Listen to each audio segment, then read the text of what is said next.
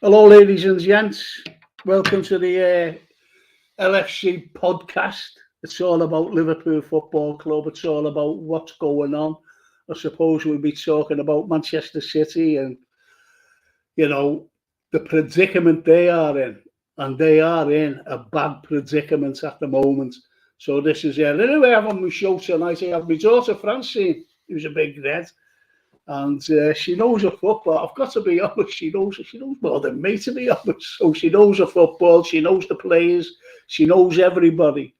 And also, I've got another lad, Stephen Metcalf, and I'm just waiting for him to come on. I really am, to get into the green room, as they say.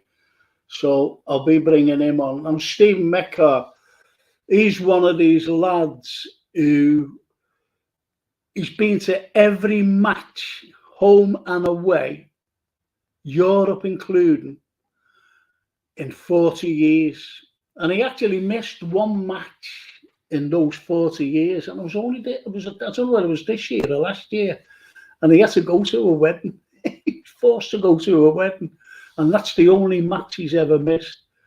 Anyway, we'll be having Stay on. And I'll tell you what I'm going to do now. I'm going to bring Francine on. Francine, my daughter, she's zooming in from somewhere. I haven't a clue, but she's here with me now. And there she is. Oh, hiya, can you hear me?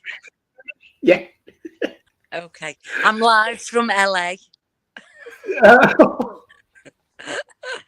Or Boston. I'm live from Boston. That'd be more suffice. Yeah, I want to bring Stephen Metcalf in. And there's Stephen. There's your climbing fella, isn't he? The mountaineer. You two. And Ben Nevis. Hey, and we both skydived as well. Yeah, I'm going to say that. And there he is. I've got to add him to the stream. And there he is. He's the man himself. Hiya, Francine. Hello, Frank. Hello, Steve. You're okay? Right. Yeah, can I just say a little thing before we start? Of course you can. I've got a mate who's John Ackers. He's done his knee, and so he might be out for the rest of the season. He's home and away, Just want to tell him we're all thinking of him, Oh, okay. That's it. Yeah. And I've got to say something as well, and it's it's a shocking day for the likes of the people of Turkey who suffered a terrible catastrophe with this earthquake, and he has another one. I was actually in Turkey once. I wanted to go to a place called Ephesus, and he ended up in Marmaris, of all places. Right. And on the second, you get there in the night, and in the daytime, the morning time, there was an earthquake, and it was 6.1 on the Richter scale. And everything started to fall. And once this thing started to fall, I grabbed it. And do you know what it was? A bottle of HP sauce. Wow. I saved HP sauce. Everything else was ruined. It was unbelievable. Even the swimming pool, the apartments that we were in, it split. The bottom split. Yeah. The water, just disappeared, obviously. But anyway, Steve and Francine, I made up. Did you send that link to Francine, to that lad? Yeah, Gareth? he says he'd be on from 7.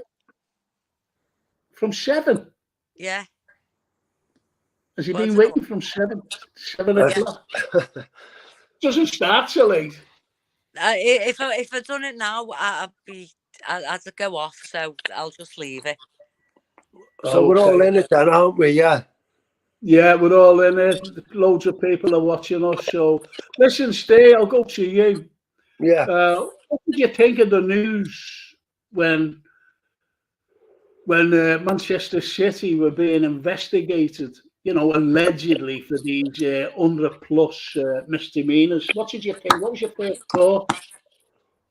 But it wasn't a surprise, to be honest. There's been But it's been going on for years, hasn't it? But it's been going on for years, Steve. Yeah.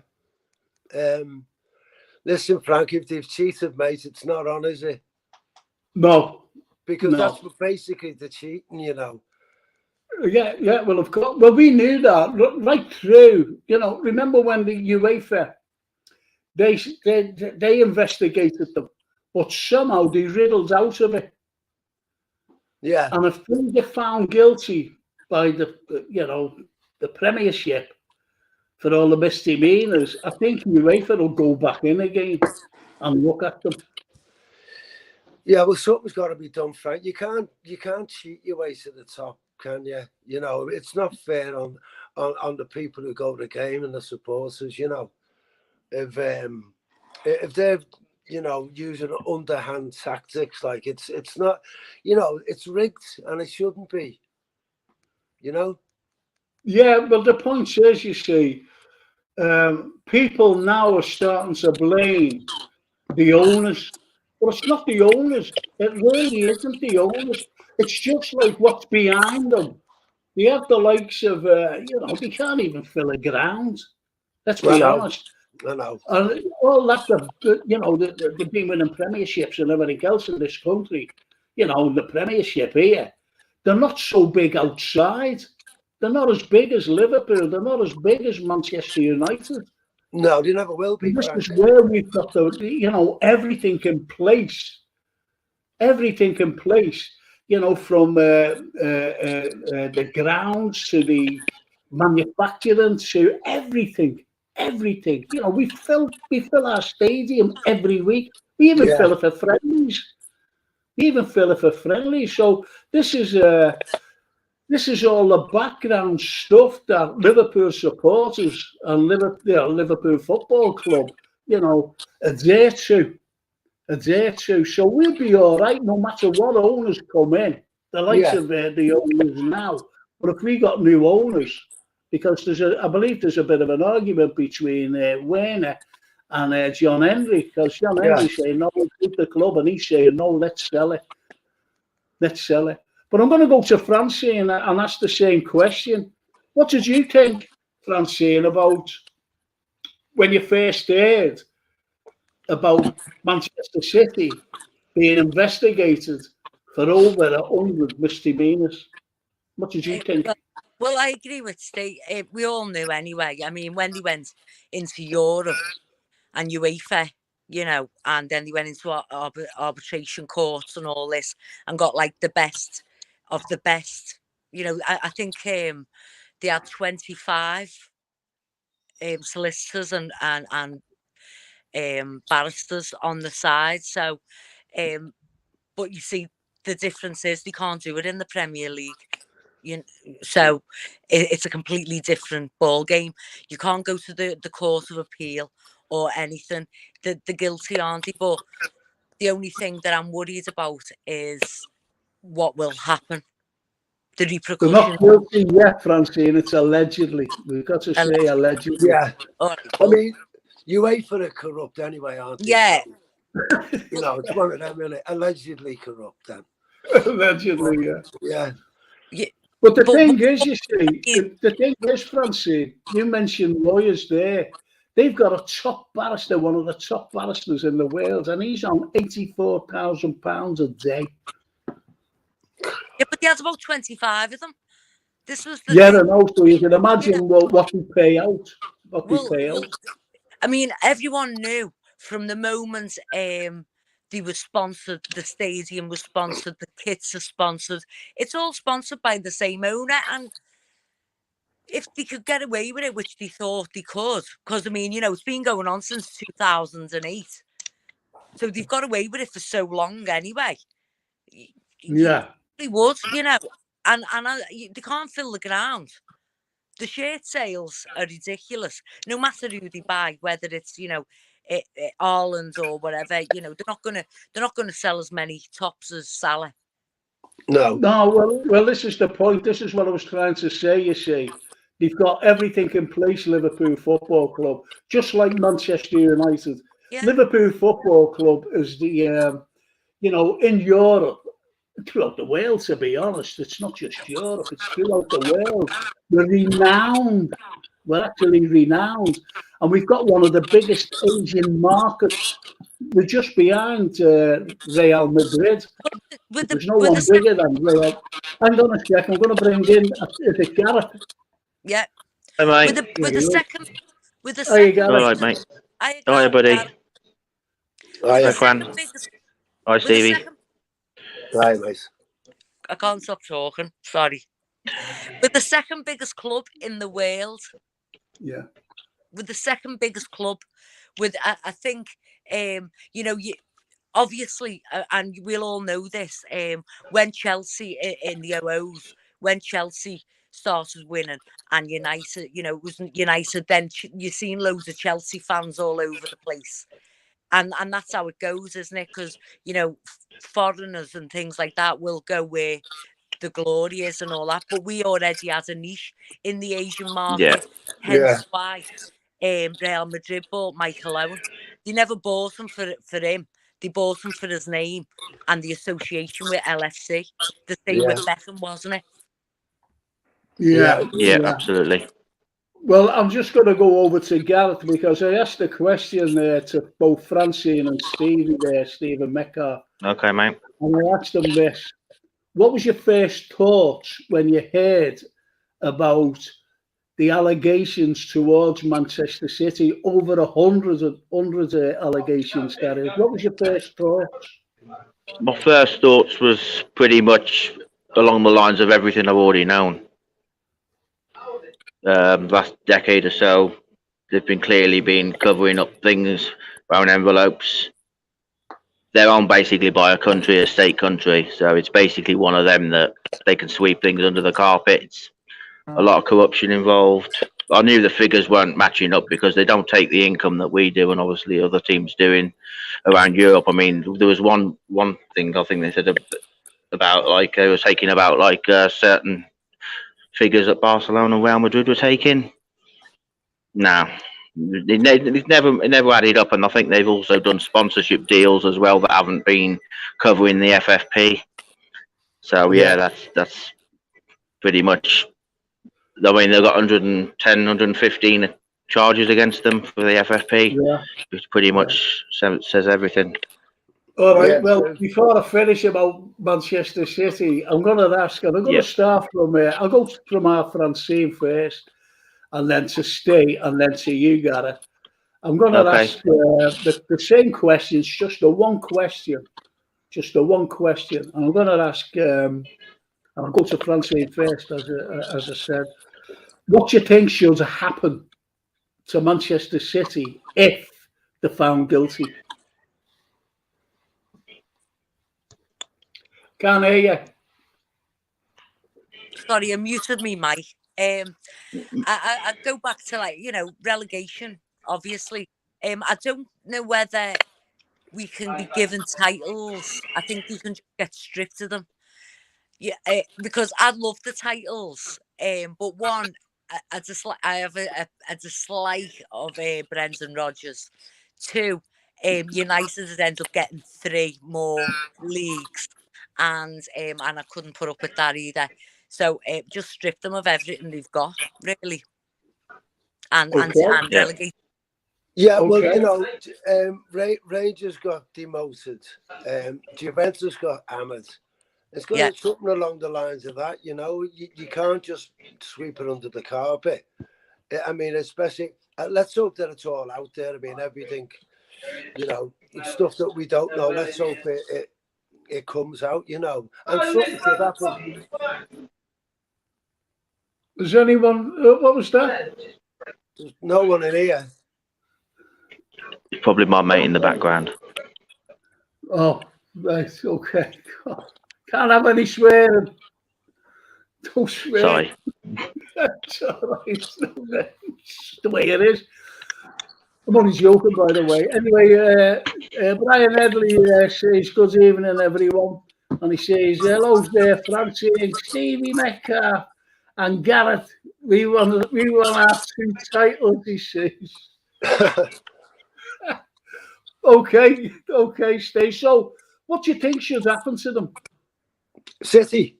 Oh, sorry, something along the lines of what happened to Rangers and did Juventus get demoted or just? No, they went right down, They didn't went they? right down. The same as same as what Rangers did, but fair enough. What and I don't think their financial irregularities were as bad as City's, to be honest. So, No, they weren't. Well, there you go. So, and if they can get demoted, then surely City can. Yeah. Yeah. No, I Yeah. totally okay. What do you think, Gareth? What do you think should happen to them? Booted into League Two with Salford and Stockport, stripped of the titles, and that'll do me. Yeah. No point fining them because it's any fine is less. It's basically not worth doing. Okay. Pretty Final much. question. Final question. Okay. Okay. What do you think will happen? I think they will probably get a transfer ban and probably a fine. That's probably what I think will probably happen with everything that'll be pushed under the carpet kind of thing. But I think that if they get a ban, it'll probably be for a year or two. Transfer ban. Okay. What do you think, Francie? What do you think will happen?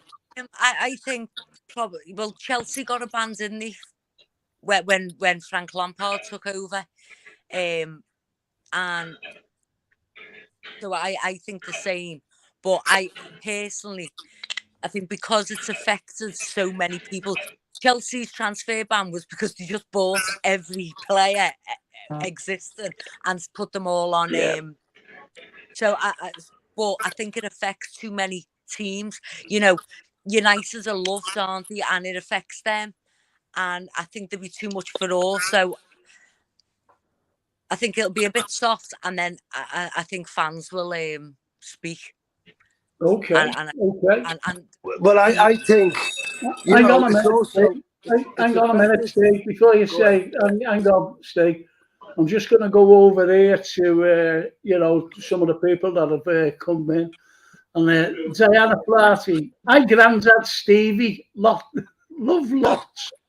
That's our Lottie, that. Is that Lottie? That's lovely, that. And Nick Carter, and funny enough, like you've got Brian Headley from Ireland, Belfast, and Michael Carter's from Belfast as well. And he's saying, even though I think he's doing a Jack Warner type thing, Dixon and Doc Green. Yeah. But anyway, that's good, that. So let's get back to forget them now. I think myself, I think they should be demoted right through to the bottom league. The old fashioned fourth division, shall we say. That's where they should go. But I think they won't, I'm being honest, I think they'll get a hefty fine of a few million, which will go straight to the Premiership, and they'll be made up. Yeah. They might have a few they might have a few points deducted. But worst case scenario, I think for the next 5 years, whether you agree with this, we should start off every season with either a 20 or 25 point deduction and see where that brings them. That sounds good to me, Frank. That's what I think should happen. And Brian Headley says, I think this time the Premier League will do something good enough to have to take it this far. Let's see them have the guts this time to make a huge example of them. I think they will. That's his opinion. But I don't think that, to be honest, lads and girls, I don't think that they will just hold back and find them not guilty, on all accounts. I don't think they can afford to do that. I really don't. They can't because there's too many teams affected. With Chelsea, they bought up everyone, but that didn't really affect anyone, if that makes sense. Yeah, of course they bought like Courtois and Eden Hazard and his brother. You know, they bought all the youth and then put them out in the on loan. Yeah. So they got done for that. But this affects, you know, the beloved United.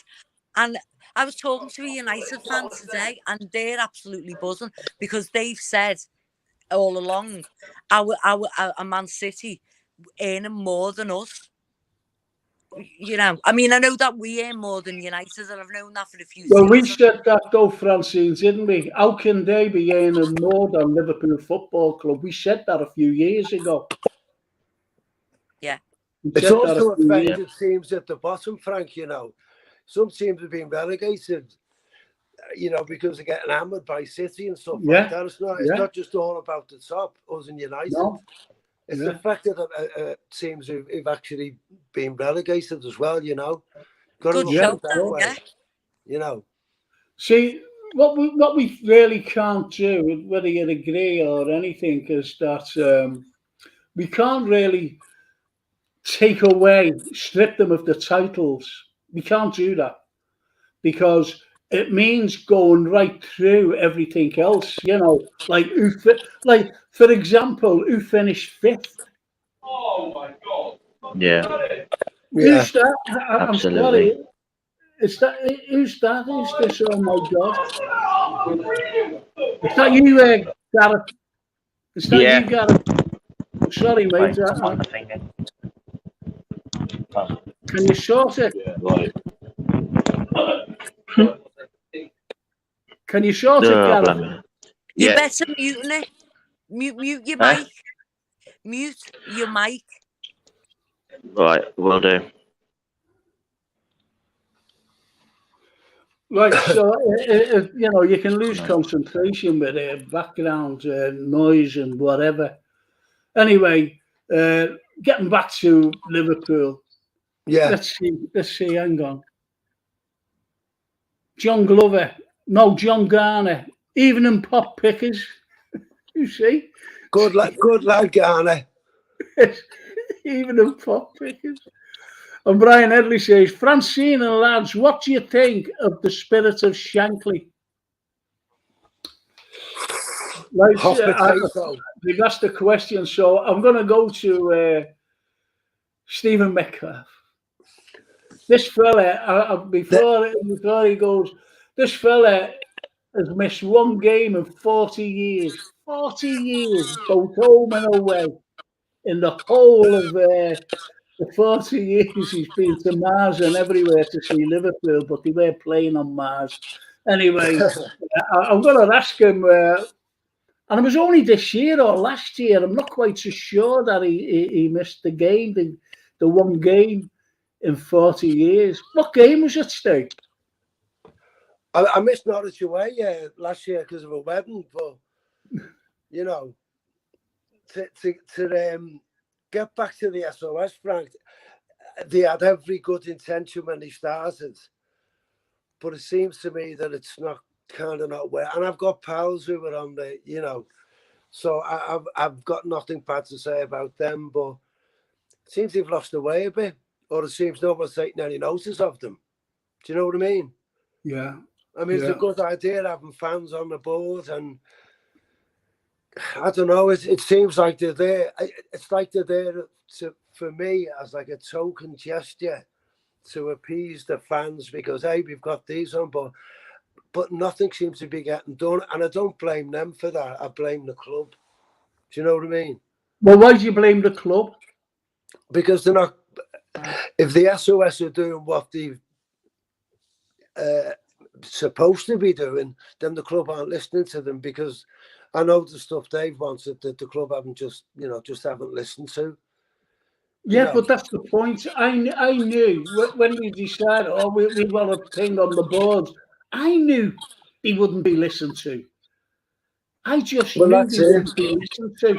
And Michael Carter, he says, SOS are a waste of space.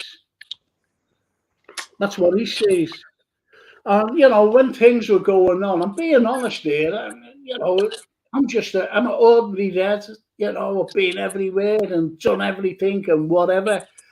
And when they started to, like, say And the consensus to them, and say like you're a Liverpool fan in Australia or wherever, or even up here in West Derby Road or wherever, you know, when they came out and said, we, all the supporters, so that was a consensus of all supporters.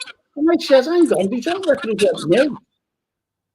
They do not represent me. That's what I said. And they don't represent me. I represent me. That's who I represent. If I've got a beef with the club, if I've got a beef with players or whatever, I say it. I don't need them to speak out for me. Anyway, I'm going to France here. What do you think? Yeah, well, I was a member of Spirits of Shankly. Especially, I worked at Anfield when Ix and Gillette were there, and their sons represented them. And I remember all the protests. I remember when Hicks and Gillette put the shovels in Stanley Park and all this, and you know, and it was all for the good. But I think what happens is people get lost in their own hype at times, and then, you know, especially over the furlough and all this, and then when they got on the board. But there's been things what they've said, and it's the same with some other podcasts as well. And what they've done is, I'm a big FSG out, but I don't want to start rivalries. But then they're calling it like a us and them, and then, you know, people who were like, who are foreign, or, you know, live down the road 50 miles, they're not the proper fans. We speak for the proper fans, and they've raised this bar of like us and them, like, sort of thing, and I'm not a member no more. Do you know what? I think that's a very good point if it might come in there, because the whole of the fan base between the likes of SOS and other groups as well, and the FSG in, the FSG out, it's split the old fan base. It has split. And on social networking especially, that's why I don't go on social networking hardly, is, you know, you get told to go and support another club, or you get called a plastic fan. And these are people. I was in Rome in 77. I was at Wembley in 78. You could go on and on and on. And they're telling me to go and support another club. And I suppose these are like late teens, early 20s, if you know what I mean. These are absolutely ridiculous people. Anyway, just before I go to you, Steve, and then over to Gareth, John Garner says, I think this is a good one actually. Protest groups can't get in bed with the club, defeats the object. Absolutely, I agree with that. And just before you answer that, Steve, what John Garner says, by the way, Michael Carter says, how'd you go live? Get hold of Jason, he'll tell you. But we've got the quota here now, Mike. So I will have you on, though. I will have you on, honestly. Okay. So what do you think, Steve? Do you think what John Garner says? You know, getting into bed when, you know, it's not. Yeah, he's got a point on. He's been going for years, John. So he's entitled to his opinion. I kind of agree with him, but again, the SOS lads, you know, I know them, and they go all the time, and. But it's the entity itself, you know, the fact that they're representing the fans, and nothing seems to be getting done. And I just don't think the club entertain the SOS. And I've got nothing against them, to be honest, but they're not doing what they kind of set out to do. But I don't think it's their fault. I think it's the club's fault for not engaging with them. Well, they should, you know. Well, Steve, another thing, sorry for butting in, Go but FSG, I mean, Werner and Henry, they're all the way over in Boston. You know, they've got Billy Keogh as the voice. So really nothing's going to get through, because you only have to put the phone down or go home, you know. Well, exactly. And and as you said, it's pacifying people, but I can't even speak when it comes to our owners. So Well, okay, I'll go over to Gareth. Gareth, what do you think? It's a long one. I've been not their biggest fan for pretty much for the first 18 months they took over, really. At first, when they took over, I thought give them a chance for a couple of years after the Ix and Gillette fiasco. But they've become kind of just plodding along with their the way they're running the club. It's not totally all bad with regards to the stadium's obviously been upgraded, the training ground. The club's not in big debt, but it's always a sell to buy policy, no matter whether we're in the Champions League or winning trophies. It's just the same policy that now is flawed, and it's long gone. Liverpool need to be given sufficient money to compete with the other teams, and the revenue is obviously high, as we all know, but it's still the case. And I mean, I read the other day West Ham and Southampton have spent more than us in the last 3 years net spend. Now, where's all the other money going? Okay, the wage bill's high. Salah's on his 350 a week now, 350 grand a week. Yeah, but so is every other player on the wages throughout the Premiership. They're all on wages.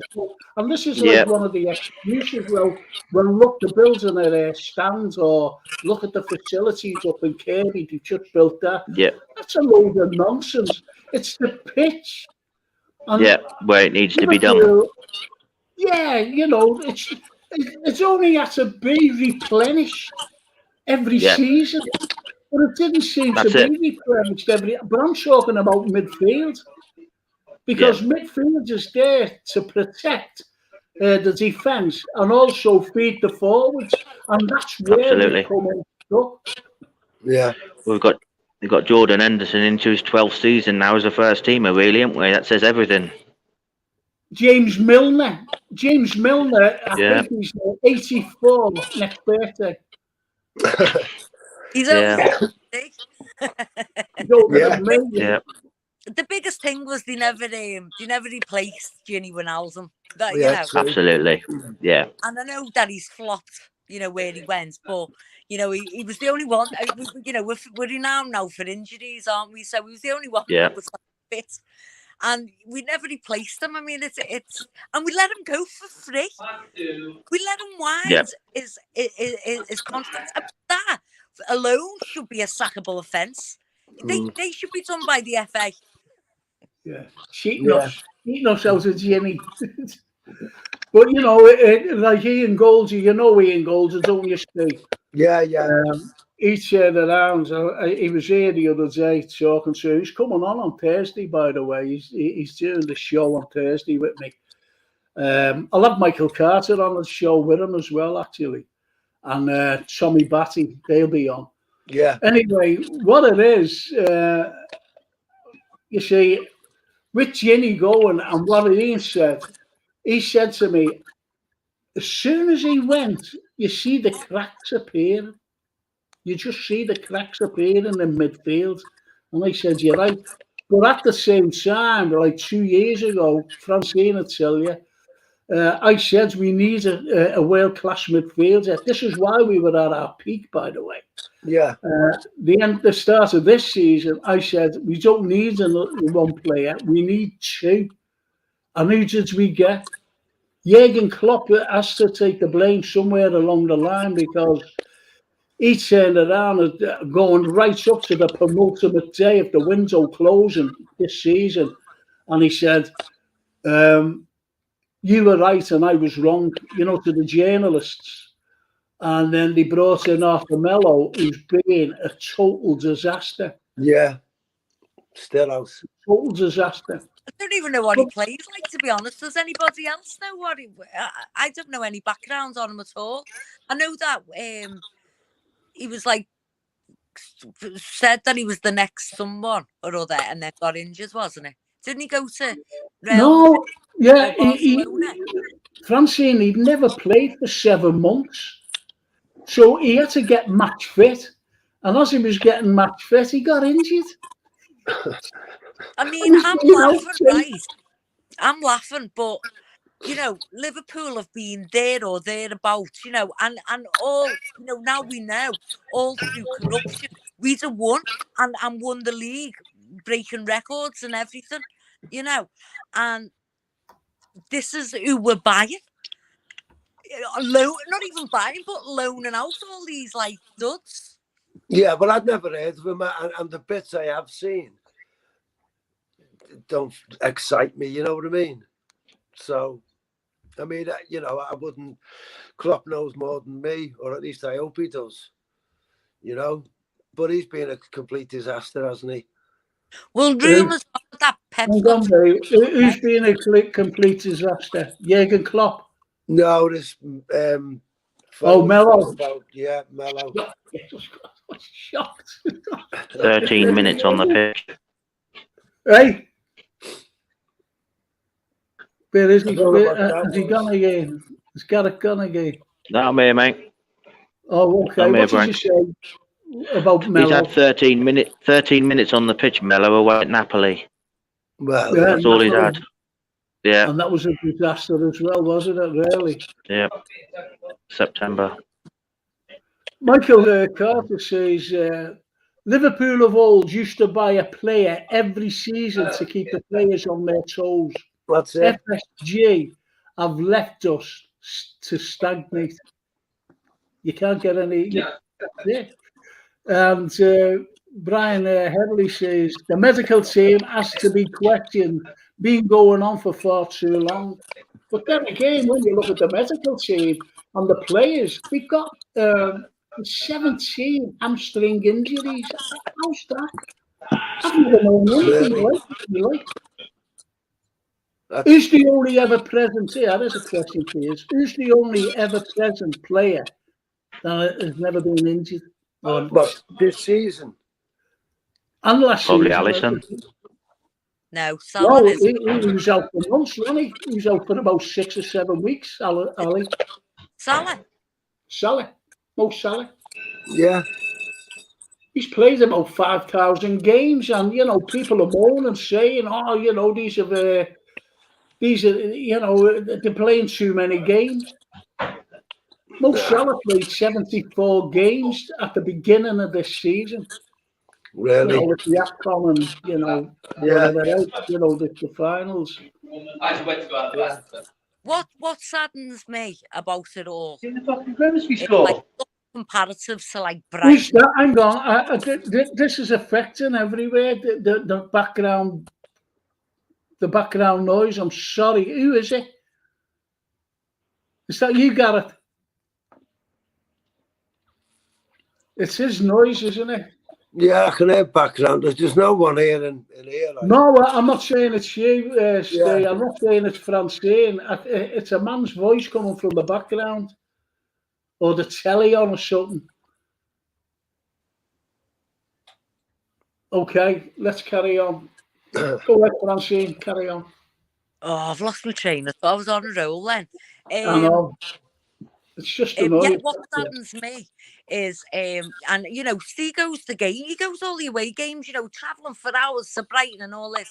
And then you look at, like, who they've bought, for 3 million and then, even Nottingham Forest. I mean, the joke is they bought every player going just to fight relegation, and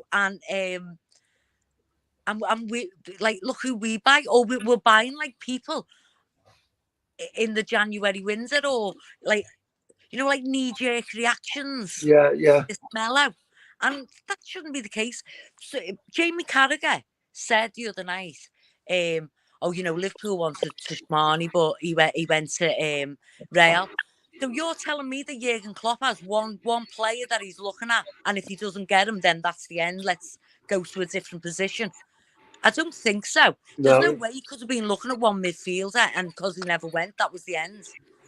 No. I mean, it's the scouting people as well. Where are they? Like, I mean, they haven't come up with much, have they, Francine? No. Where's that? he might have had a toilet break. Now, the scouting. Well, we had like Michael Edwards and all that, Yeah. didn't we? Yeah. And you know, they've all like gone to the wayside as well, and they're shocks. So what's going to happen? What are we going to do, eh? Well, I know that the ground we're paying for the Anfield Road, and I know that it was supposed to cost 300 million, but now it's got, well, last time I spoke in September it was 500 million, so it's probably gone up a bit. So FSG are making us self-sufficient, but it's more for groundworks and bums on seats than the team itself. So I don't know where the viability is. But if it's only putting, is it 7,000 seats or something like that? Yeah, 7,000. And they've paid 500 million. Yeah. I mean, you know, I don't know who's doing the financials there. Like, I mean, to recoup that 500 million, what are you going to charge 7,000 people? You know, I mean, or how long will it take if they charge them a decent price to get that back? It doesn't make sense. I was talking to a United fan today, and he was saying about the Glazers and all this, and how much they're in, like £1 billion worth of debt. And I said, but your owners, they'll take out of what you've got and give you and buy you any player you want and pay any structure, whatever you want. We don't do that. And he was like, no, you do. You know what, with the net spends and stuff like that. Yeah. And he just didn't grasp it. He was like, no, you spent as much as us. And I was like, but we had to sell like the likes of Mane and Minamino and Nico Williams and all these people to buy Nunes or Tchouaméni. One player for someone that was that close to winning an unprecedented quadruple. I mean, what's that about?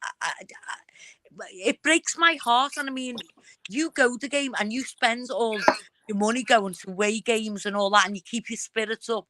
But it must be, it breaks my heart. It must be, I don't know what it is on you. Well, it's something. I found out, hang on a minute, I found out what I thought it was my mic here, but it's not. I found out what the background noise is. And what it is if you haven't got earphones, just go mute when you're not talking, but you still can hear us, you see, if you like. Is that okay? Yeah. Okay. All right. See, Michael Carter says, hang on, Michael Carter says it's not 500 million for the stand. That's what he says. It's not. Talking about the stand there. How much did Everton's ground cost, or is it cost them? It's costing us because that's what it lends up like, I think. I think sorry, I've gone a bit nuts. I think it was 30 million and it's gone to 50 million. I've just put an extra zero, and I think now it's 70 million as we speak. The fans. Oh. I don't think it'll be finished, by the way, for the start of the season. It looks like Everton's ground will be finished before that. Exactly. I couldn't believe that.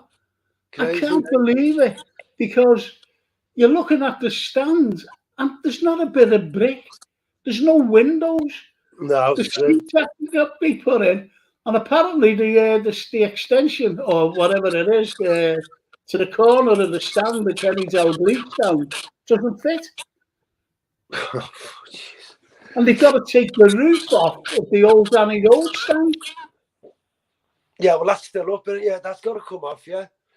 And didn't the roofers of the main, the Anfield Road stand, go into liquidation as well? Really? Yeah. It's just far. Well, it was like, you remember the fiasco with the main stands? Because they had Carlyle on that building it. Do you remember? And do you remember when it was built, but there was all wires as they were coming out the tunnel? No one done the snagging. Well, Michael Carter says it's 700 million for the Everton grounds, and it's going up each week. I think it'll cost over a billion by the time it's completed. It'll cost over $1 billion. That's madness. It is madness. It is. But then again, you know, when you look at our stand, and I've been following a fella named Mr. Drone, and a friend of mine, Paul Frost, he does all these things, you know, these drone things, you know, going around and looking at the stands. I've been following them, and they're so far behind.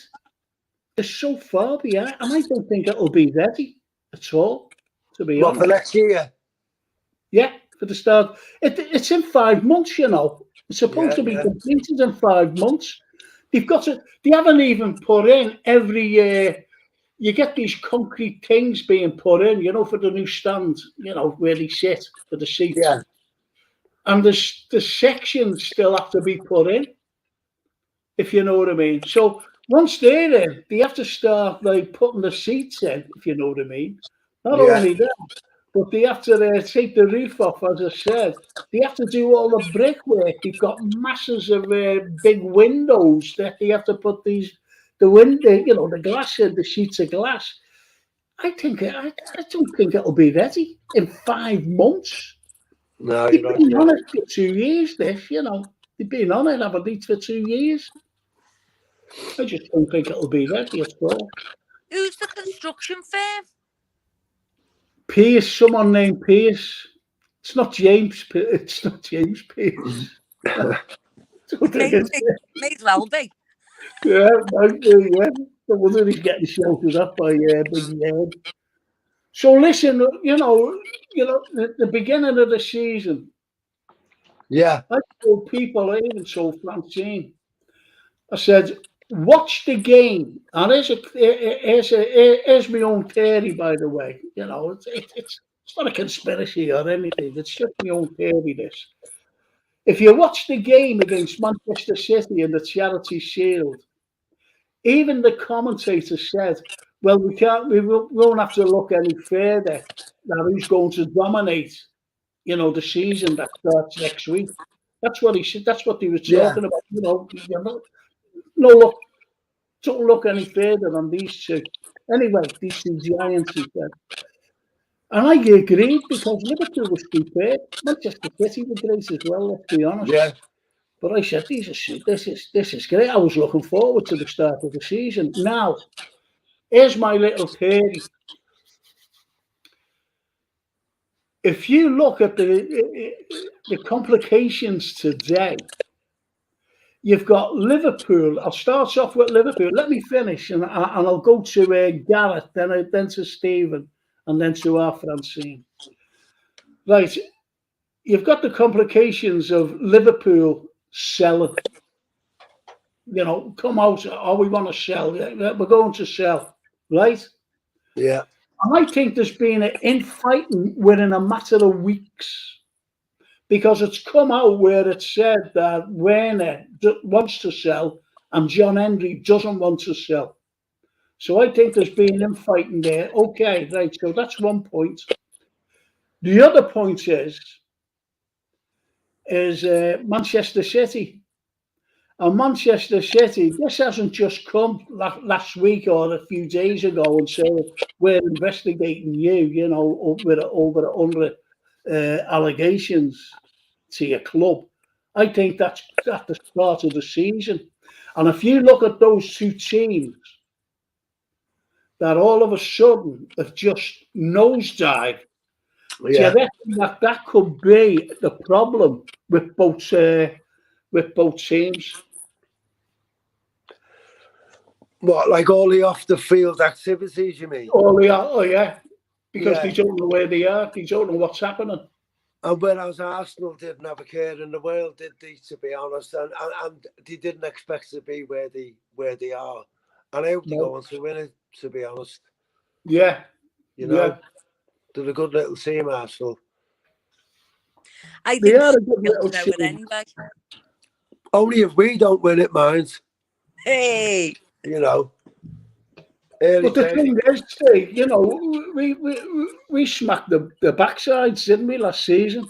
Yeah, we only smacked the backside, and we smacked the backsides of Manchester United. And well, Manchester City could hardly beat us. Sorry?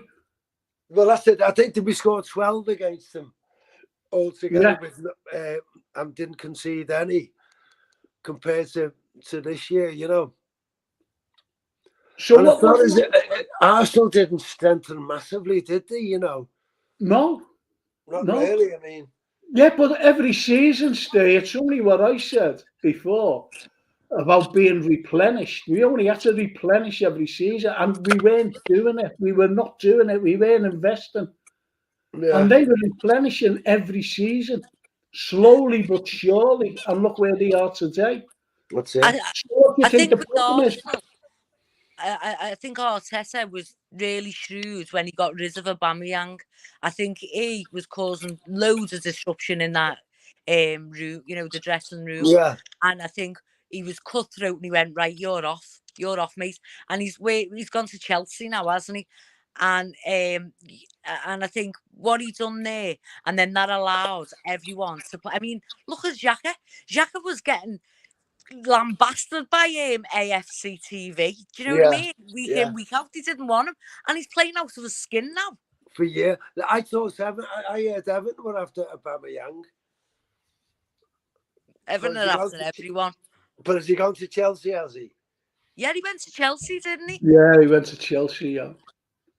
Michael Carter says, I'm sorry, Brian Edley says, and I didn't know this. This has come as a big surprise. Did you not know that FSG have to sell the Abbey Road route before they can fund the rest of it? Really? Well, how much are they going to get for the roof? But I got told we were funding it. We're paying for that. Well, this is one of the things. This is one of the things what's just come out recently about when I'd always thought that we were in the black. We were in the black, and what I mean by in the black, that we had no debts whatsoever. Yes, there's FSG, the owners paying off, and this is where I can't get my head around. They're actually paying off a £300 million debt. Where's that come from all of a sudden? 300 million? Is it for the Annie Road stand? I just don't know. I haven't a clue. No, me neither. Because when they bought us, we paid them to buy us, didn't we? With interest. And then they loaned us the money, didn't they, for the main stand. And then what they said was Liverpool will be self-sufficient on building the Anfield Road. And we're building that. So this 700 million that we formulated last season is going all to, I don't even know where does it go? You know, Redbird invested in Liverpool Football, well, in FSG, and then made this damning statement saying, you know, and our best interest will be in Liverpool Football Club, and you know, whatever they need and stuff like that. That hasn't. It's all just hocus pocus lies, isn't it? Yeah. It's absolutely. It saddens me. It will infuriates me. Really. Well, Brian Edley says he was only joking. Can I say to people, don't joke about things like that, because it's very important. Just don't joke. It's as simple as that. Don't joke, because we don't know things like this. And as I said, you know, even Stacey, I know nothing about that. So don't joke. Mick Carter says, where is the 500 million? They gave us 600 million, Mick. They gave us 600 million. And I think they went on. It wasn't us, the investors in FSG Enterprise. The investors, but came out with this statement saying, we will get you whatever, but they own AC Milan and they can't even build a new ground. I know. This is where it comes into disrepute. If we have more Americans, if they came in, with another, I don't know, a billion is that they want to give. Will that go to Liverpool Football Club? I don't think so. No. This is where I'm very wary about the owners. They want to invest in NFL. My a colleague I work for, he's from Chicago, and his son follows Boston, and he was saying that he went and obviously Henry got booed, didn't he? But Yeah. He I think he owns a hockey team. And they've done exactly the same what they're doing with us, not investing and all this. And there's me and his son, I think it's Pittsburgh or something. Yeah. And his son, all the fans of this hockey team hate FSG. And they only invested in them last year. I just don't understand the economics of it, to be honest, because we're getting sold one thing and then they're doing another, and they're selling and they're not selling, and then there's an infighting between the chairman and the owner, if you like. But I mean, why would you want a baseball team, a football team, and an ice hockey team? It's not because the particularly fans of either of the clubs that they've invested. It's to make money, isn't it? It's got to be. It can't be for the love of the three different teams that they're investing in. No, because they're all in different areas as well. Yeah, well, that's it. So, Michael Carter here. Listen, hang on a sec. I'm going to bring Michael Carter in here. Because he says, I went over to Boston a few years back and I asked loads of Red Sox fans, if they liked FSG. Not one said yes. So that tells you something, doesn't it? Well, yeah. Mike, can you come on a link? If Jason sends you a link over, can you come on a link? There's a link there. I'll bring you in. Gareth's gone, has he? Everyone's gone. There's only me and you. The two handsome fellas. That's it. Yeah, Michael says yeah, so I'll get him. As soon as he comes in the green room. I could call it the green room. Yeah, okay. Yeah, so it's one of those things, Steve. I know you go to every game, you're home and away, you get down there. I remember you had a little comment up, and I think you were going down to Brighton. You said you had a little plastic bag, carrier bag, and you said, I've got me little bits of booze in here, he says, on the way to Brighton. It's 5 o'clock in the morning. And this is what it's all about for the lads. Look like some kind of addict on a street corner with a bag of ale, The thing is, though, the likes of you and Carlo and John O'Brien and, Wilcox tours are absolutely brilliant. And that keeps the memory, what people should know, that keeps the memory of Bobby Wilcox alive, because he was such a passionate supporter of the Reds, and like yourselves, and like Carlo. Fred, I mean, every game it's always, you've got the death vessel, which is one bus. You've got the SOS. You've got Wilcox tours. You've got the lads on the train, and week in, week out, Frank, you see the same lads who've been doing it for years, but they're still at it, Yeah. You kind of need that. You need that. Of course you need it, because yous are just fantastic, you and the lads, And there's an old neighbour of mine, a friend of mine, Carlo Muscatelli. Good man, Carlo. Yeah. Oh, he's absolutely brilliant, and knew his parents very well. And the likes of you lads, going everywhere, all over the place, home and away. This is the point. You go everywhere. Europe, you're always there. And I know that you're going to Madrid. Excuse me. Yeah, it's just something you do, Frank. Some people collect stamps, you know. It's you know, it's just it's the Reds, isn't it? What can you do? You know. Yeah, well, I used to go away myself, but Yeah, I can't. know. I'm too old. Too old to go anywhere. Can't even go to the bus stop. Never mind. Down to Brighton. But you know, listen. You've got the likes of Liverpool now in a quandary. And I'll go over to Gareth here. Gareth, how do you think the season's going to end for us? I think we'll pick up. Not sufficient to be top 4, but I think we'll pick up. I think probably about 8th, 7th, 8th, I think. Okay. And that's pretty much where I think it'll be this season. Okay. No, well, would you rather be in the, finishing that particular area where you'll have to go into that conference thing or the Europa League?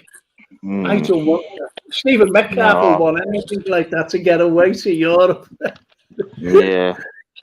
No, I think probably prefer to without it, to be honest. No, well, this is it. We've got to regroup for next season. Absolutely. What do you think, Steve? What do you think? You know, I don't see why we can't not win the European Cup, Frank. Okay. You know? I mean, who's to say we can't? Stranger things have happened, you know. Yeah. And to be honest, I wouldn't go if I didn't think we'd win. I mean, I go because I think we'll win every game. You know what I mean? So I'm going to stick by that. If we don't, we don't. But that's the reason you go. So you've got belief. Yeah. So you've got belief. Yeah, I'm quite surprised, actually, not by you, but by other lads, you know, saying we can do this. We can win this Champions League. Yeah. The way I look at it, you know, anything can happen in the cup. Anything. Exactly. Too late as well.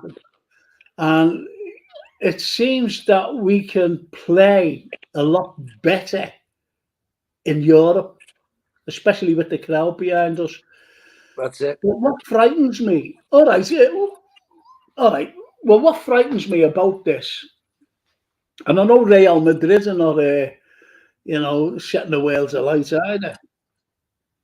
They're not setting the world alight. Yeah. So how do you think Real Madrid would fancy coming to Anfield? Is it next week or the week after? It's the week after. The week after. Yeah.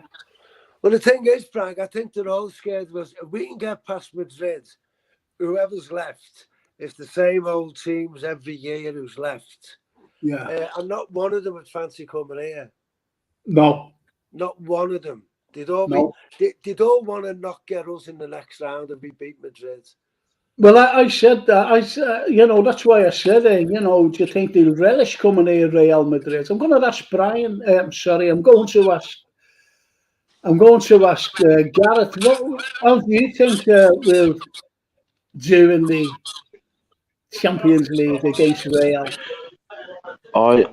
Real Madrid, I think, are beatable. I don't think they're really. I think they've got some great individual players, but I don't think they're unbeatable. I've seen them a few times in the Spanish league. They lost the weekend to Mallorca 1-0. Yeah. I think if you can get Jota back in there, Van Dijk back in, if you can get Fabinho back in there, I think providing we get a good lead to take to their place, I'll be quite confident with Real Madrid. They're not really that great in terms of performance. I agree. I mean, I think we're missing Bobby more than anyone. Personally. Absolutely. You know what I mean? There's no one like him, is there? No. Yeah. He's the link up front, the glue. That's it. Do you know what? It's strange, this. It's strange you're saying that. Lots of people are saying we miss Bobby. And, don't forget he scored 7 goals and I think he's had 6 assists. Yeah. Yeah. He's been out for the season. He did most of the time. And that proves something, doesn't it? You know, 7 goals, as he scored 7 goals or 6, and, you know, 6 assists or whatever it is he's had since the It's start of 13 the between, isn't season. it? Yeah. It's absolutely brilliant.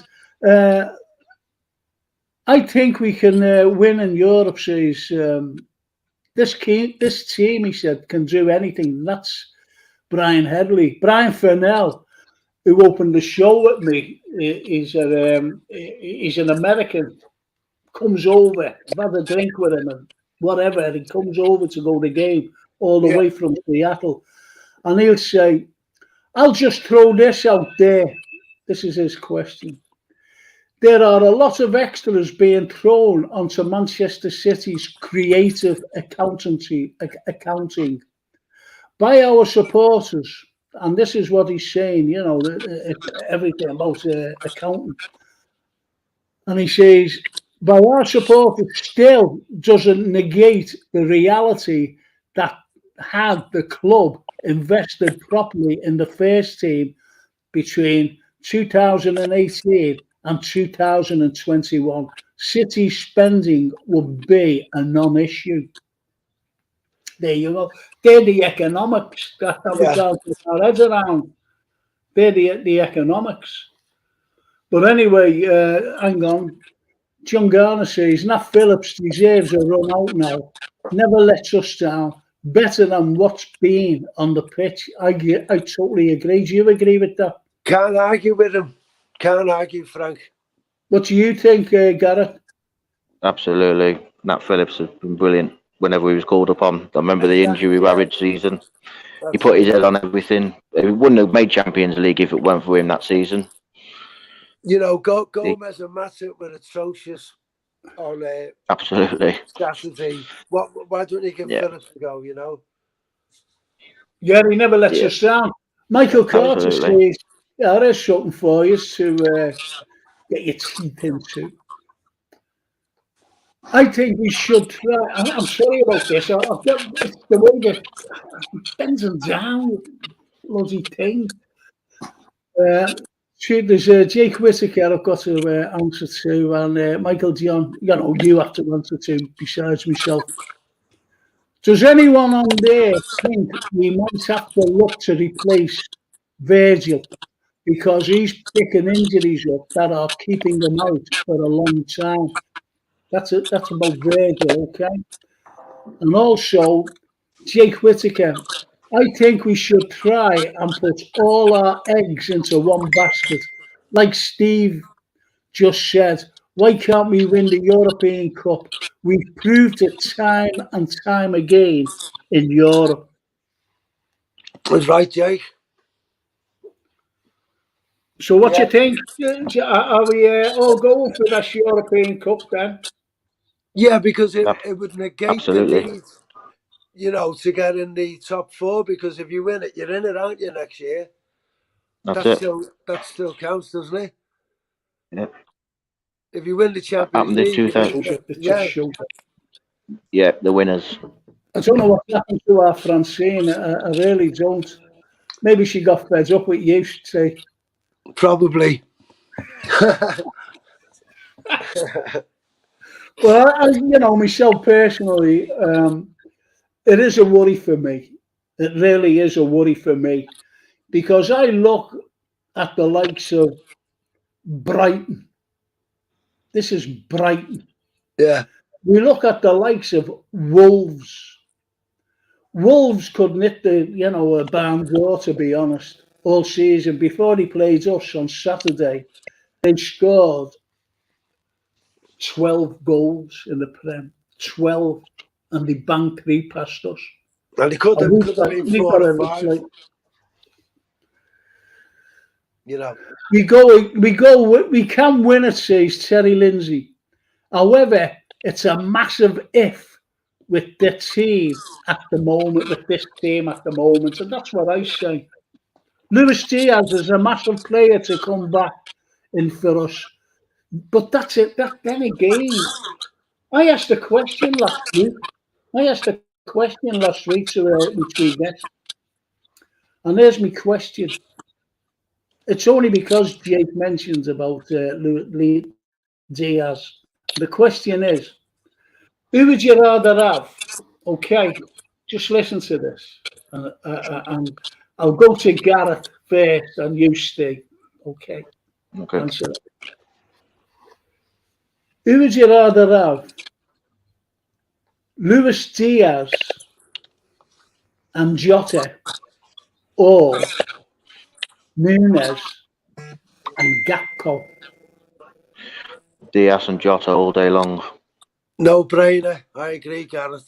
And do you know what our All day American long. friend said? Our American said the other two. Yeah. It's incredible, isn't it?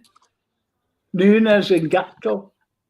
You know, Yeah. I mean, I don't think they. I like Nunes. I think it reminds me of Rush. I give him. He's had a bit of time on the other fella. Maybe next year I'd agree with him. But at the minute, you've got to say Diaz and Jota all day long. All day. Yeah. All Yeah. day. There's no comparison, is there? None at all. But what do you think? Okay. Now, you've seen all the games that Gakpo have played. I'm not impressed, Frank. I know he's just started and Okay. Okay. Go ahead. he hasn't done it for me. Okay. Do you want to add more to that?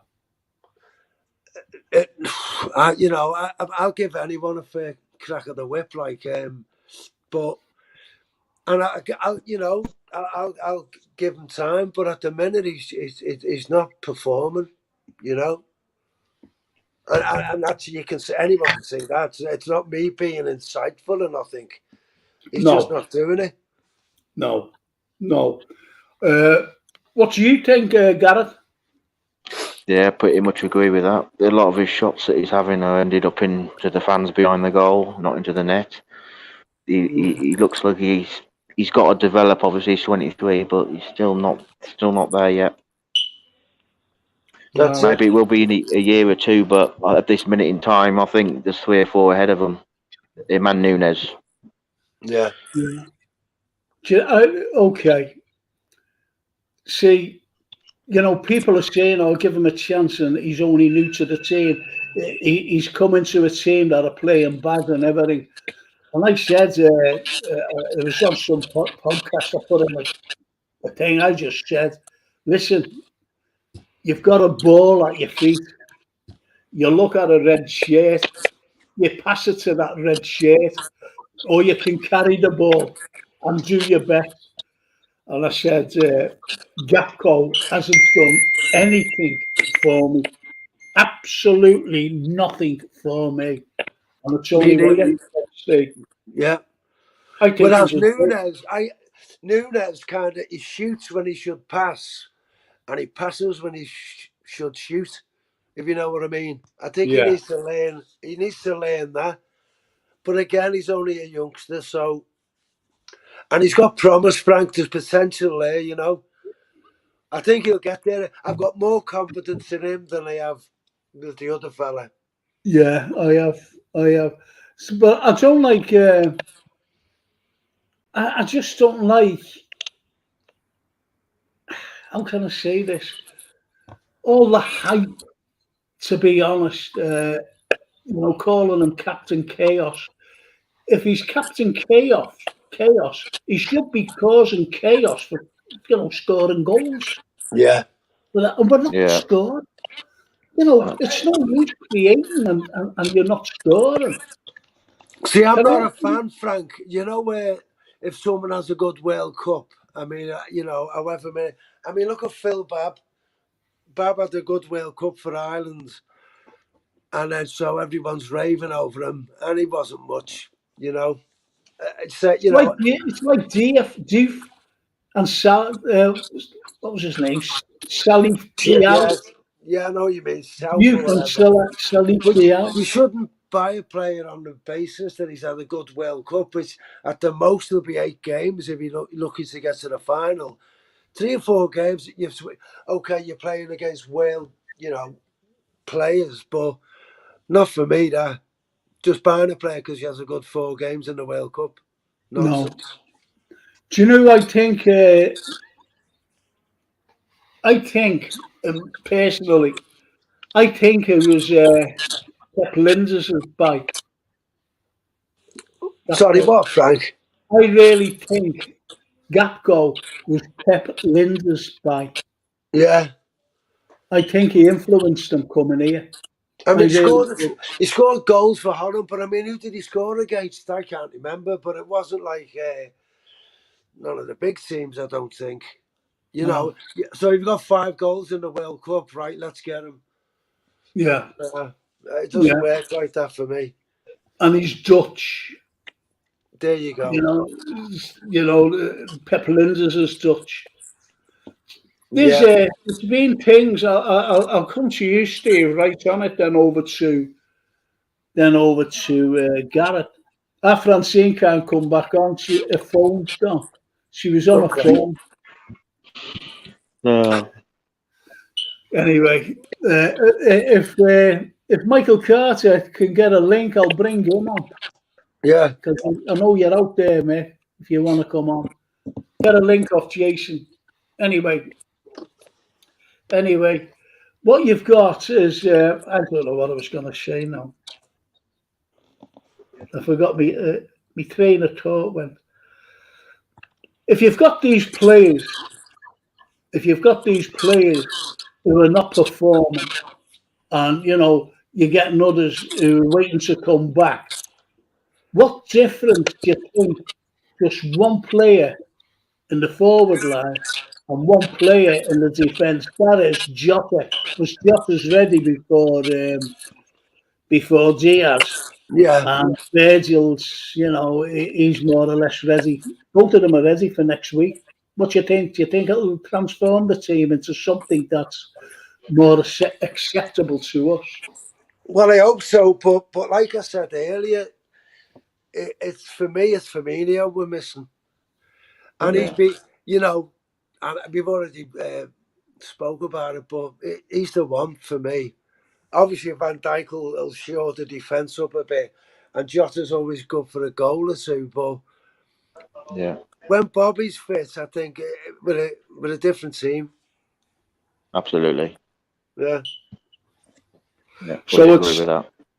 So it's Bobby for you. Yeah. For me, it's Bobby for me, and it's Bobby for you. Yeah, absolutely. Okay, so we miss him, but he's ready next week, isn't he? Is he? Yeah, should be. Yeah. Oh, I hope so. But the thing is, though, these injuries, they're being caused on the in training. Which is a worry, isn't it? It is a Absolutely. worry. Yeah. It is a worry. And there's all this off-field stuff as well. Whether we're in, whether it's up in Kirby, and all of a sudden, it comes out that Bobby's injured, Virgil van Dijk's injured. Well, we know that he got injured on the thing, and it's always on the training pitch that they're injured. Can I ask you this? Muscle injuries. Yeah, muscle injuries. Can Always. I ask you this? Cavallo, why hasn't he been given a proper chance?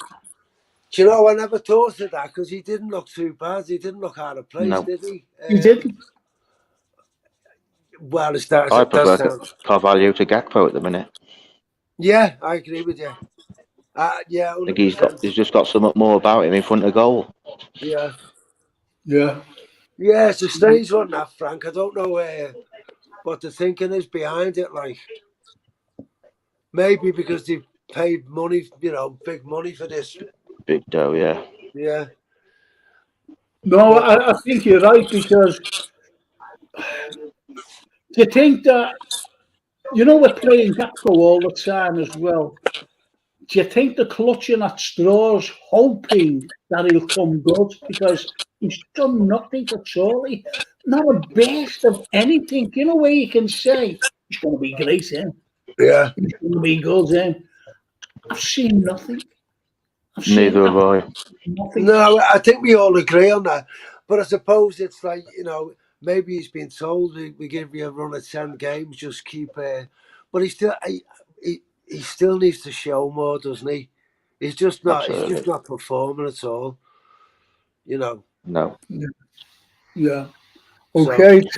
Terry Lindsay says, "Hey, Steve, stop putting your kit right up to your camera. You're scaring me." Is that Terry Lindsay? Yeah. Yeah. And I don't. But I'm about a foot away from my phone, so he's probably watching on a 70-inch at Terry, you know, with him. So I would scare him, but I'll keep my distance, Terry. Dennis Paparak all the way from Tampa over there in Florida. He says, we were talking about the injuries, big red this Dennis. He said, screw it, I'll wrap the torn meniscus in my left knee and hop on a plane, and the gaffer can put me in. Who said that? Dennis. Yeah, Dennis Paparak. Yeah. He's an American lad. Yeah, he plays. He's in a band. He's pretty good. I've seen him play. You know, he's all right. Dennis. Okay, I've just got a message to give to Michael Carter. He says, "Take Mike Carter as an old number for me. Ask him to check his messenger. So check your messenger, Mike. That's so we can bring him in. Yeah. That's so we can bring him in."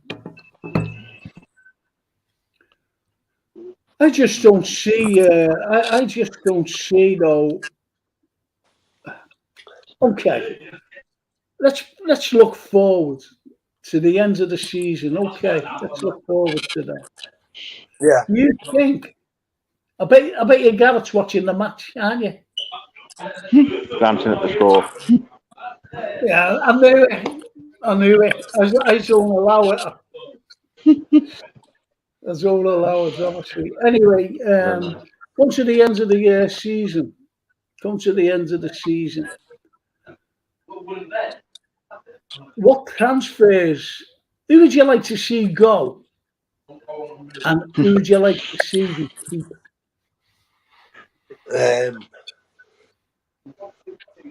Bearing in mind we still have the same owners. Yeah. Because it's important. Do you want to feel that one, Gareth? Yeah, I think obviously Milner will probably be moved on. Naby Keita will obviously go. Oxlade will go. Yeah. Joel Matip will go. I'm a bit gutted about the rumours Kelleher's going to be going. But he's too good to be a number 2. But obviously Alisson will be number 1. And I think one of the forward ones will probably be going. Might be Salah. But Really? yeah, I've got a gut feeling about that. We know what FSG are like with cashing in, sell to buy. And he's obviously a valuable asset, 2 years on the contract. That's probably...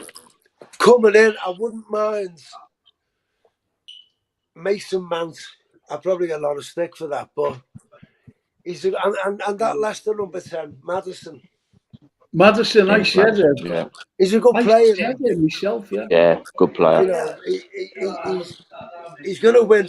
He's got more chance of winning something with us than Leicester. And Mason Mount's decent enough, but you know, we need a midfielder who can actually, as opposed to defender, who can kind of, you know, who can put the ball away or, you know, attack instead of defending. No, absolutely. Well, Dennis Paparak says he'd get rid of Gomez, Milner, Keita, Oxlade-Chamberlain. Yeah. The background noise, you know. Do us a favour, Gareth. Can you just turn off your mic and mute yourself? That's all. Just can you hear me? Just nod your head if you can. Can you hear me? Yeah. He's frozen. Okay. Froze mid-nod. You've got to have... hang on a minute. Let's get this up. Right. Do you know I think he'll go if we've got the same owners? Before you go...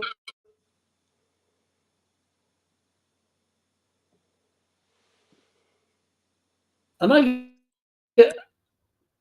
agree with I agree with you entirely. Am I froze? No, you're okay now. I was still froze. Am I okay? Yeah. Saying put my face up to scare Terry Lindsay there. Right. The thing is, I reckon that Mo will go and Trent Arnold. I really believe that they'll go to bring in money to buy players, because that's what we do. This is what these owners do, which is absolutely horrendous. It is, yeah. It really is. It's horrendous what they do, all the players. And then I call them the spin dryer, you know. I call FSG the spin dryer because they do more spin than anything, than a spin dryer. You just spin everything about lads wanting to go. And, you know, if anyone ever read about Fernando Torres and what he says after he retires, he just went bang, you know. Does I want to go? No. I was forced out to buy Andy Carroll. And there you have it. Really? So, to buy Carroll? Yeah. Think about it. Just think about that. Well, we got 50 million for Torres. Yeah. Didn't Carroll cost 35 million? 35, yeah. That was Kamoli, wasn't it, who said, oh, it's going to be great and everything else. And our Gerrard, you know, our kids, he turns around. When we brought Nunes in, he played a few games, he said to me, Francis, he's just another Andy Carroll. And that's the way he views him. Okay. Well, to be honest, I thought getting 50 million for Torres was a good deal because he was coming to the end. Struggling a bit. Struggling. He was struggling massively at the end. So to get 50 million, I thought that was great, to be honest. No, you know, I understand that. Honest to God, I really understand that. But at the time, and people were saying, he wants to go to Chelsea. It was a load of nonsense. Yeah. Because he just paid £2 million to have his house renovated or whatever. His little child was born here, and he couldn't wait to move. Him and his wife couldn't wait to move into his house in Luton. He couldn't wait. And 2 weeks later, he was getting sold. And I said at the time, he wouldn't want to go. And then he came out in his book and said so. And Steve Evans says, forgot this was on, sorry. All right, Matty, lad. Steve Evans. Yeah, he's usually pretty early, Frank, isn't he? Do you know what? I keep telling. He keeps, you know, I've got an ordinary show on a Monday and a Friday. And I've been asking him for months. This is their sting. Yeah. He knows everything about music. Yeah. And he comes out with bands I've never even heard of, and individual singers I've never even heard of. And he laughs at me. And I said, well, come on the show and talk about these people. And he went, I will. I said, will you ever come on the show and, you know, talk football on the podcast? And he said, yeah. So I said, okay. And there he is, look. Forgot it was on. That old chestnut, eh? Yeah, that old chestnut. He's a cracker, isn't he? He's a cracker as ass thing. But listen, lads, you know the way we are at the moment. You know, but where are we? 10th in the league now. Yeah, something like that. 10th. Think about it last season. Fighting it out. We were fighting it out with City. We were a million miles ahead of everybody. Everybody. And look where we are now. And look at City. If we were just been playing like last season, you know, running away with it with Arsenal, for example. Yeah. City would have been out of it. City would have been out of it. And I always say this, whether you agree or not, I just don't know. I've mentioned this to Stay as well, Stay Evans. I said, if Liverpool would have bought a midfielder when I said, and I'm talking about 2 years ago, to replenish, because Ginny Wijnaldum had gone. I said, we really need him replacing. I said, we could have won the league. And he said, how do you make that out? I said, when we played Tottenham at Anfield, you know, our midfielders are terrible, he can't score a goal. I said, but that midfielder, if you'd have got a world-class midfielder, might have scored that goal against Tottenham.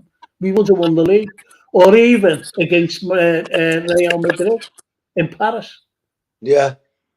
You know, you never know. And this is where we fall down. And we fall down with the owners. We fall down with the owners on, you know, everything that we do. They've never invested properly. And I think it's rebounding really on Jurgen Klopp. Really Yeah. do.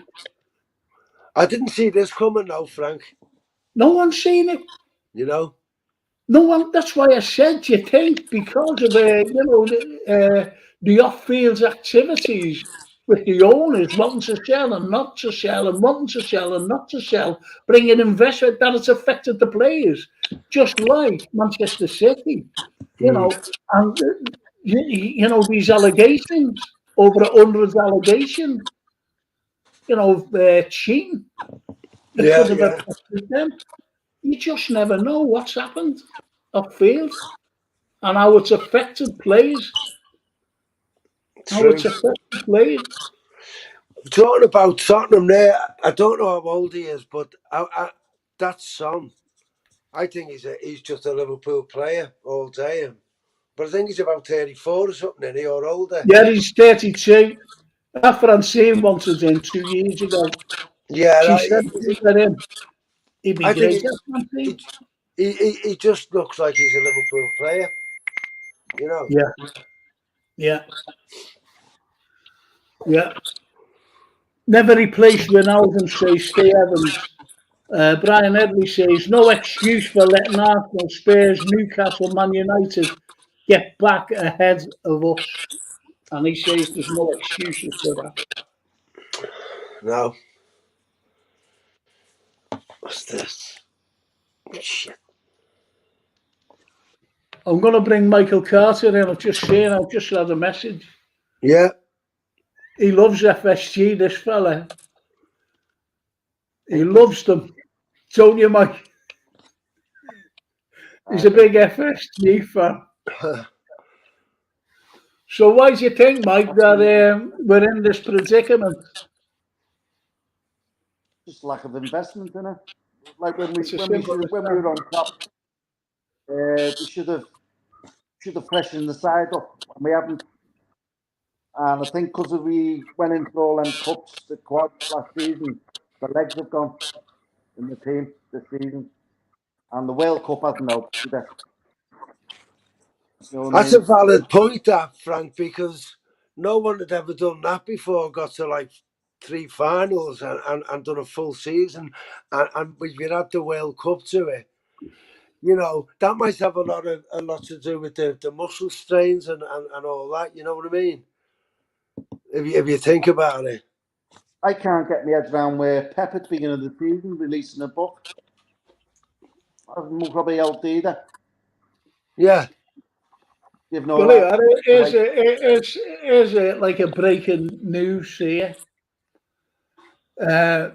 Spurs want Keita in a swap deal for Son. All day. Take him. Take him tomorrow. I'll drive him to Anfield. Yeah. The only player who we played Spurs who I'm scared of. And when we played them in the Champions League final, I was scared of Son more than Harry Kane. Yeah, all day. What do you think? Is that hot off the press, Frank? Is that hot off the press, Frank, or is someone making that up? No, it's not being made up. What do you think, Gareth? Would you swap Son? Keita for Son? He's not answering me. He's not answering me. Yeah, absolutely. Yeah. And Steve Evans says, Dennis Paparak says, that's a no-brainer. And Steve Evans says, Son is a boss. As boss, Klopp-type player all day long. Yeah, we're all agreed on that one, Frank. Can I ask all the lads on there a question, and the viewers? Do you think we might have to look for a replacement for Van Dijk because of his injuries, and it's taking longer to come back from injuries now? No, I asked that question, yeah. But, Yeah. you know, I'm doing the game. I hope not, because I think he's got a few years left anyway. But I mean, who knows if he, as I say, he's injury. You know, as you say, he's injury prone. But I wouldn't know who you'd replace him with, to be honest. You know, But he can't be replaced. You've got Konate there, or Konate, whatever how you pronounce his name. We've got him there. And the point is, if we've got him, we have to bring in a young lad. Reece Williams, he'll never make it there. Young Reece Williams, he won't make it as a centre-half. Never in a million years. No So chance. I reckon that we should bring in a player of quality. A player of quality. You know, and just say, listen, you know, you will get games, you will get minutes next season or, you know, during the season. But you will be taking over Virgil because he needs another 22 or 23-year-old. And I mean a top quality centre-half. That's what we need. Who would you bring in midfield? You mentioned there, Steve. You mentioned there, Steve, that you'd bring in Maddison. We need three, you know. We don't need two. Mount, Mason Mount, Maddison. But it's two to. Do you think they're relying on players over 30 more? Say again, mate. Do you think we're relying on players that are over 30 more than we used to do in the past? Yeah, this is now though. This is the likes of you know, when Jürgen says we're bringing Milner on for experience and Henderson, I just shake my head. I just shake my head. Just think, what? Anyway, you know, so you're right there. You're right, Mike, about that. Steve Evans says FSG need to spend more than they did buying us, to be honest. I'd let Gomez, Matip go. Get the lad, is that Gavadio? Sheffield United just scored winner in injury time. Why did I read that out? No wonder he said, I forgot. He's watching the match. He's watching the match. I won't allow anyone on, you know, if they're watching the game. I will not allow anyone on. And he's been watching the match saying, oh, I forgot about it. So go ahead, Michael, who would you get rid of and who would you keep? Milner, Ox, Gomez. I'll keep Carlyle at all costs. Keep him because he's going to be. I think you get another couple of years out of Allison and bring Carlyle in because when Carlyle plays, I've got confidence in him. He doesn't worry me at all. He's a good goalkeeper. I keep him at all costs. Yeah. But like I said, and Milner, definitely get rid of Milner and Henderson because the substitutes last week, they made us worse than what we were. I thought Kaiser had a good game. He was doing more damage to Wolves, but when he brought him off and he brought Trent off, I thought, what's he doing here? What's going on? Exactly. And he brought Henderson on and we ended up getting beat anyway. So who would you keep? Is there just a handful of players that you keep? Keep the spine of the team. Keep Konate. We know we need a midfield, so there's no one in there I can keep in the midfield. I get rid of them all. Would you keep Mo? Would you keep Mo? Yeah, I'll keep him out. Because he's not, I don't think he's getting the service he should be getting. No, he doesn't. And he's getting the blame for everything. There's some terrible backroom. Do you know when they have you on a game, will you try and wear headphones? Because Jason said it's the back play that's causing all these things. Anyway, want me to put my iPods in? what? Does he want me to put my iPods in now? Please, yeah. Hold on. Right. I've got everyone banished downstairs, me, Frank, so there's no background noise. No, it's not that. It's just sometimes on someone's laptop or anything. Yeah. There's a back, that's the noise. Okay. There's a back play. There's a back play, you see. There's a back play. That's all there, Steve. Okay. Gareth, what about you? Who would you keep and who would you let go? I'd probably keep hold of the forward players. Obviously, midfield of seven, or at least seven of them midfielders can go. I'd probably only keep probably Basetic at this point in time. Fabinho, I don't get why he's 29 years old, but he's playing like he's 40. Obviously, at the back, Joel Matip's going to be going, so they're going to need another youngster coming in. And then Matt Phillips, is he going to be staying as well? Interesting. Well, I reckon that Steve Evans has got a good one here because we'll be going over to. I'm going to ask Michael Carter in a moment. Steve Evans says build a midfield around Basetic, and it's what you just said there, Gareth.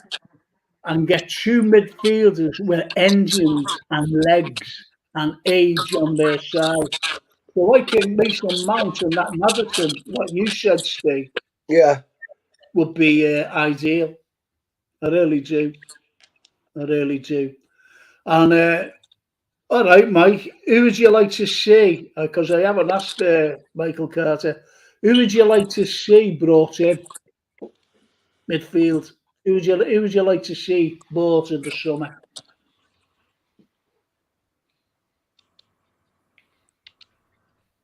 I think he's frozen. That's Andy, isn't it? Yeah. Okay, I'll tell you what.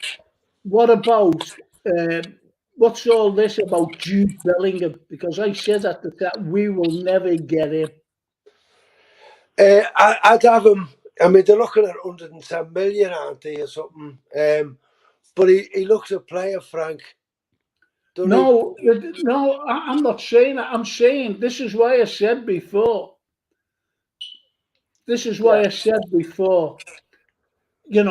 Bearing in mind that FSG are our owners.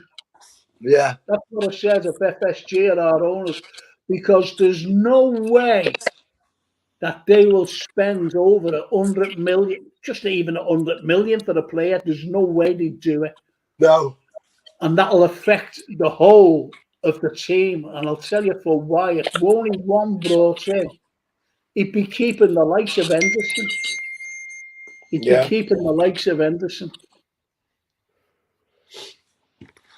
It'd be good to see him, Mike.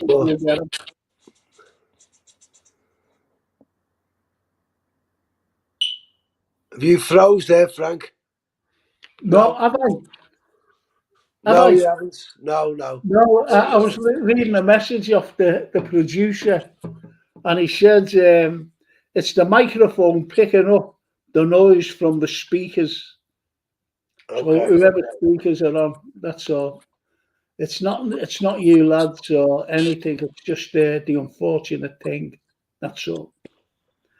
Frank, got to go, mate. I'll be back on Thursday, okay, mate? Yeah, that's smashing that. Thank you, Gareth. Okay, mate. Cheers, mate. Thanks for having me on. Bye. Bye, Stevie. Bye, mate. Bye. Good night, Gareth. So you're all right now? Yeah, fine. That's all right. See, it's again. Do you hear that noise? Yeah, so it's not, it's just the way. It's unfortunate that we have these problems, with back back play, the noise. And I was blaming Gareth. I thought there was a telly on or something. I thought he had some lads in the room with him, but... So did I, because he was swearing, wasn't he? I heard that. I heard the swearing. So, you know... Go on, mate. No, I'm just saying, John Garner, he says, for the first time in my Liverpool watching career, I am dreading next week's derby. I'll come to you on that. And Steve Evans says, throw a cheeky bid in for Guimaraes from the Geordies, says Steve Evans. And maybe Palanina from Fulham. Oh, okay. What do you think? Are you dreading the derby? Well, it's probably the worst set of results we've had before a derby for a while, and it's their first win in a while, isn't it? Yeah. It's either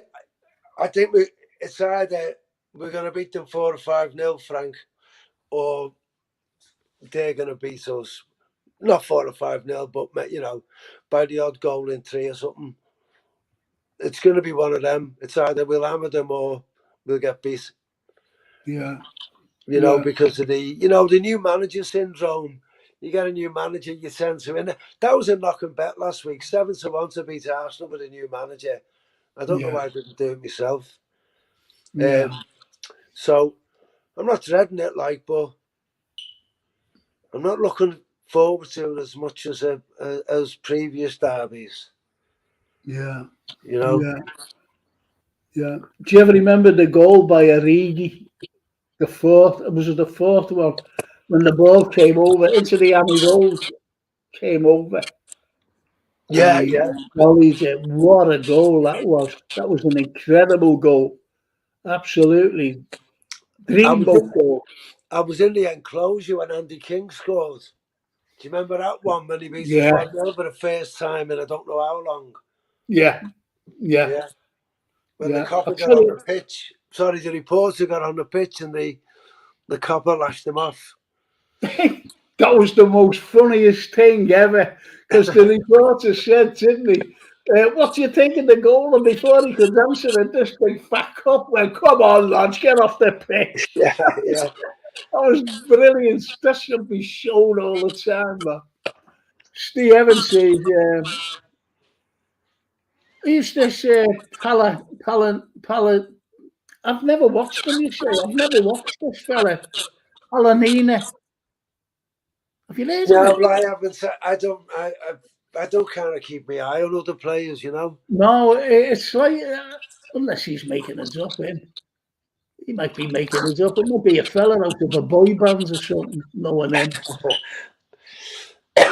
Yeah, there's a good one for you, Steve, and it's from Brian Headley. What's your biggest away day memory? It's to you.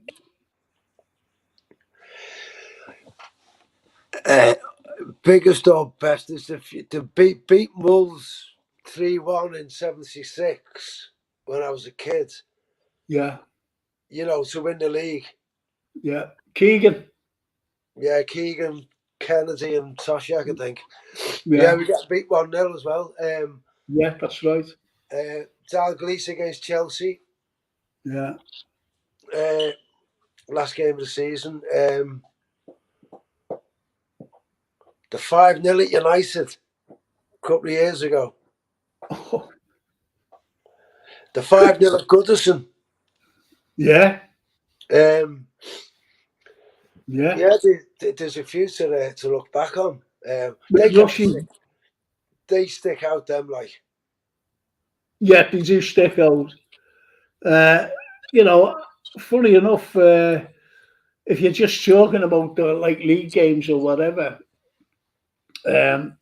one was he scored the best goal. Oh no, yeah, the best away goal I've ever seen, and it was against Spurs, and it was Terry McDermott when he got the ball. The ball came to chest high, He ties it and he volleyed it from the right, and it was a wonder goal.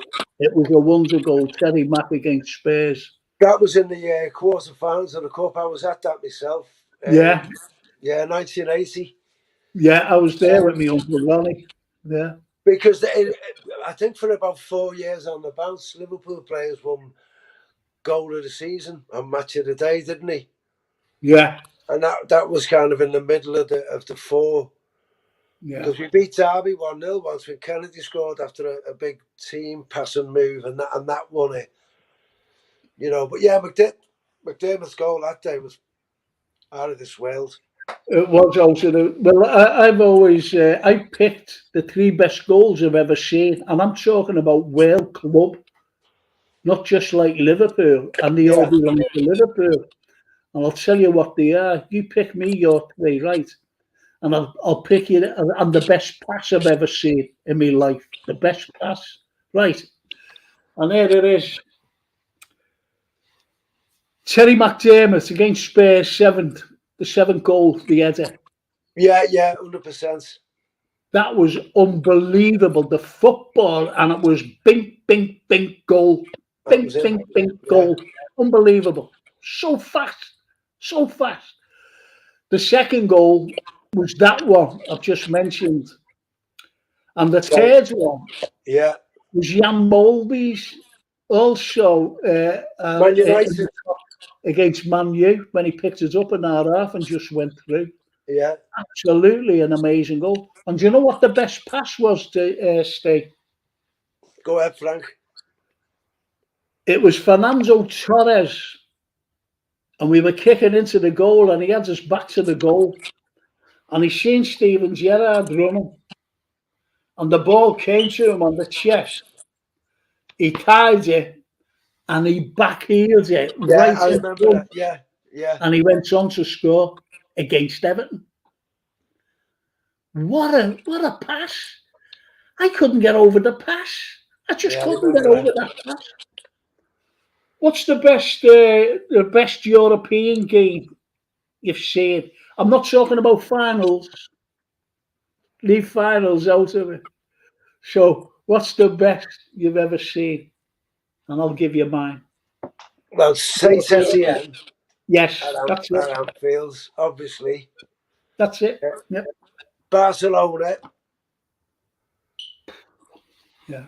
The 4-0. And going to Rome when we beat Roma 2-0 when Michael Owen scored 2. Yeah. Because that was kind of unexpected, you know. Yeah, it was, because that's when Houllier was ill, wasn't it? Yeah. Steve Evans, he says,